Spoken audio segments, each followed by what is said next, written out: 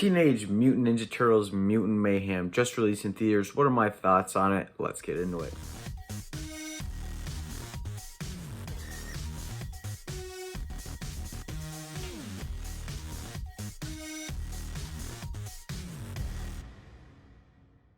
Real quick before we get into it, please do the subscribe button down below. It does my channel a lot of good.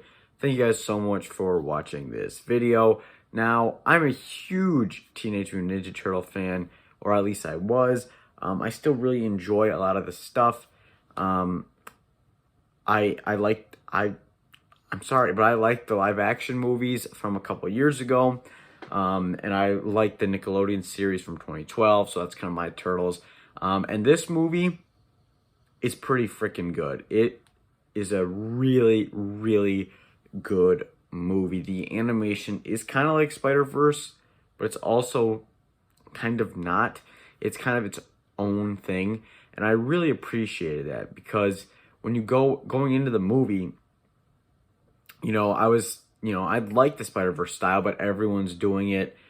Mitchell's versus the Machines and all these other movies like Puss in Boots 2, and I like the style, but I kind of want to see if they would do anything different with it, and it does kind of feel different from all the other types of animation kind of like this that we've seen.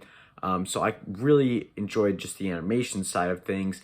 Now, the voice cast in here is all teenagers, which is different for this franchise. Typically, it's adults voicing the characters, but having teenagers actually voice the Teenage Mutant Ninja Turtles worked pretty well, and they did all record their lines together, and you can definitely tell some lines were improvised, and it does kind of feel fresh in that way.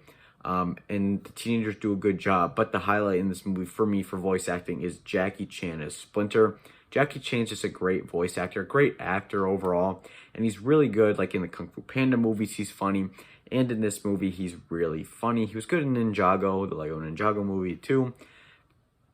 He's pretty funny as Splinter. Splinter's kind of, ever since the Rise of the Teenage Mutant Ninja Turtles show, which came out on Nickelodeon a couple years ago, Splinter's kind of been portrayed as this overweight kind of loser, but in here he is kind of that, but also not. He's more taken seriously.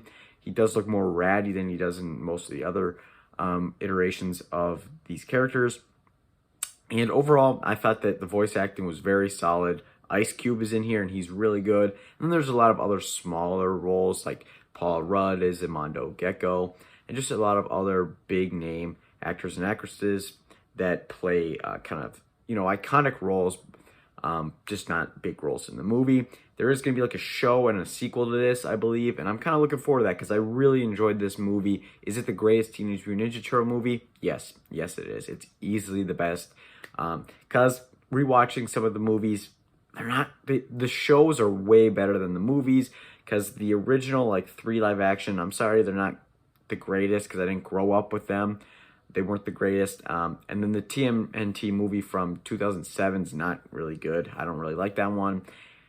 So yeah, this is probably my favorite, and it's really nice to see just a pure animated one since like the 2007 one, and I really enjoyed this movie. Did you guys enjoy this movie? Tell me down below. Tomorrow, I will be reviewing Meg 2: The Trench.